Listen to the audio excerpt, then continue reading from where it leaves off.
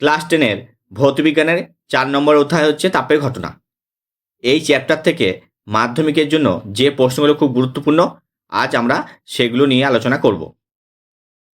মাধ্যমিক 2026 প্লেলিস্টে প্রত্যেকটা চ্যাপ্টারের গুরুত্বপূর্ণ প্রশ্নগুলো তোমরা দেখতে পারবে। তাহলে প্রথমে দেখো কি কি সংজ্ঞা করতে হবে। প্রথম হচ্ছে দ্বিধাতপাত কাকে বলে, এরপর হচ্ছে তাপ পরিবাহিতাঙ্ক কি, গ্যাসের আয়তন প্রসারণ গুণাঙ্ক বলতে কি বোঝো, 4 নাম্বার হচ্ছে কঠিনের দৈর্ঘ্য প্রসারণ, ক্ষেত্র প্রসারণ এবং আয়তন প্রসারণ, তিনটেই করবে। এর সাথে যে গাণিতিক রূপটা আছে সেটাও করে রাখবে। এরপর হচ্ছে বড় কোশ্চেনগুলো দেখো। 1 নাম্বার হচ্ছে বিভিন্ন পদার্থের তাপ পরিবহন ক্ষমতা বিভিন্ন, তা একটি উপযুক্ত পরীক্ষার সাহায্যে দেখাও, অথবা ইঞ্জিন হজের পরীক্ষার সাহায্যে প্রমাণ করো যে বিভিন্ন পদার্থের তাপ পরিবহন ক্ষমতা বিভিন্ন। পরের প্রশ্ন হচ্ছে কোনো তরলের আপাত ও প্রকৃত এই দু ধরনের আয়তন প্রসারণ ধরা হয় কেন। 3 নাম্বার তরলের আপাত প্রসারণ ও প্রকৃত প্রসারণ কোন কোন বিষয়ের উপর নির্ভর করে।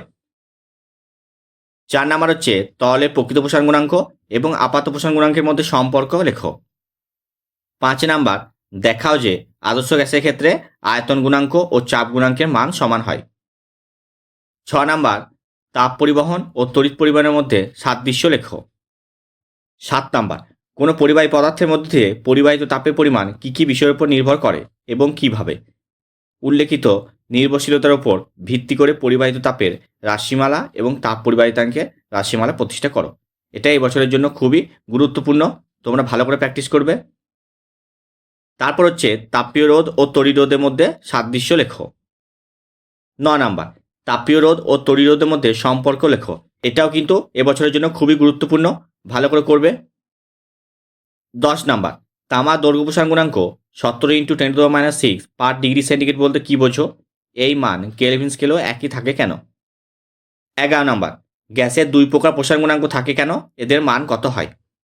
12 নাম্বার তাপ প্রয়োগে তরলের আয়তন প্রসারণের একটি উদাহরণ দাও। একটি কঠিন পদার্থের T1 কে উষ্ণতায় A1 স্কোয়ার মিটার ও T2 কে উষ্ণতায় A2 স্কোয়ার মিটার, ওই কঠিন পদার্থের ক্ষেত্র প্রসারণ গুণাঙ্কের গাণিতিক রূপটি লেখো। 14 নাম্বার চার্লসের সূত্রের সাহায্যে গ্যাসের আয়তন প্রসারণ গুণাঙ্কের মান নির্ণয় করো। 15 নাম্বার তরলের আপাত ও প্রকৃত প্রসারণ গুণাঙ্কের মধ্যে কোনটি তরলের নিজস্ব ধর্ম এবং এর কারণ কি। 16 নাম্বার কঠিনের 3 প্রকার প্রসারণ গুণাঙ্ক থাকে, কিন্তু তরল বা গ্যাসের শুধুমাত্র আয়তন প্রসারণ গুণাঙ্ক থাকে, কারণ কি। 17 নাম্বার কঠিন পদার্থের মধ্যে দিয়ে তাপের পরিবহন কোন কোন বিষয়ের উপর নির্ভর করে।